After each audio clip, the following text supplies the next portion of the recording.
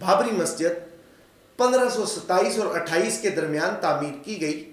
اس وقت ہندوستان میں مغلیہ سلطنت کا دور تھا اور ان کے بادشاہ ظہیر الدین بابر تھے. ظہیر الدین بابر کے جو وزیر تھے میر باقی، انہوں نے اس مسجد کو تعمیر کروایا جسے بابری مسجد کے نام سے منسوب کیا گیا. بعض اوقات اس مسجد کو میر باقی مسجد بھی کہا جاتا ہے.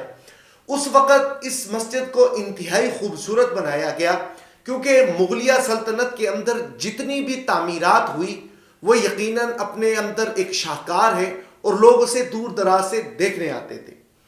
بہرحال یہ معاملہ 1853 کے اندر اٹھایا گیا ہندوؤں کی طرف سے، اور ہندوؤں نے پہلی مرتبہ یہ کہا کہ یہ مسجد رام بھومی ہے، یعنی رام کی پیدائش ہے، کہ رام یہاں پیدا ہوئے تھے اور اس جگہ کو مسمار کر کے یہاں پر مسجد بنائی گئی. اس کے بعد جس وقت برطانوی سلطنت آئی، یہ معاملہ برطانوی سلطنت کے پاس گیا اور انہوں نے یہ کہا کہ یہ رام بھومی ہے، لہٰذا ہمیں اس جگہ پر مندر بنانا ہے.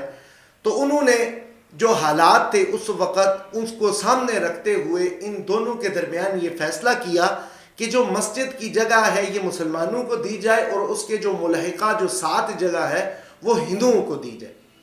تو یہ معاملہ اسی طرح چلتا گیا اور چلتے چلتے جس وقت پاکستان اور انڈیا تقسیم ہو گئے، ہندوستان اور پاکستان کی تقسیم ہو گئی، تقسیم کے بعد ہندوؤں نے 1949 کے اندر یہ معاملہ اٹھایا. 1949 کے اندر انہوں نے یہ کہا کہ ہم اس جگہ پر مندر بنائیں گے، لہٰذا ہم اس مسجد کو مسمار کریں گے کیونکہ یہ رام بھومی ہے. اب یہ ایک تنازع تھا. حکومت نے جس وقت اس چیز کو دیکھا تو لہٰذا اس جگہ کو انہوں نے متنازع کر دیا. متنازع کرنے کے بعد انہوں نے اس جگہ پر پابندی لگا دی، لہٰذا اب مسلمان بھی اس مسجد کے اندر نہیں جا سکتے. اب معاملہ جوں آگے چلتا گیا اتنے ہی فسادات بڑھتے گئے. تو 1983 کے اندر ہندوؤں نے تحریک چلائی کہ اس مسجد کو مسمار کیا جائے اور یہاں پر مندر بنایا جائے، اور یہ 1992 کے اندر اپنے مشن کے اندر کامیاب ہوئے.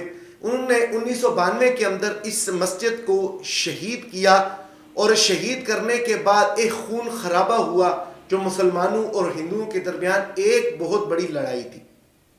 2001 میں ہندوؤں نے عزم کیا کہ اب یہاں پر ہم اس مسجد کی جگہ اپنے مندر کو تعمیر کریں گے، اور انہوں نے تمام ہندوؤں کو جمع کیا اور اس کی تحریک کو شروع کر دیا. اور وہ تحریک چلتے چلتے آج 2024 جو 22 جنوری تھی اس کو تکمیل ہو گئی.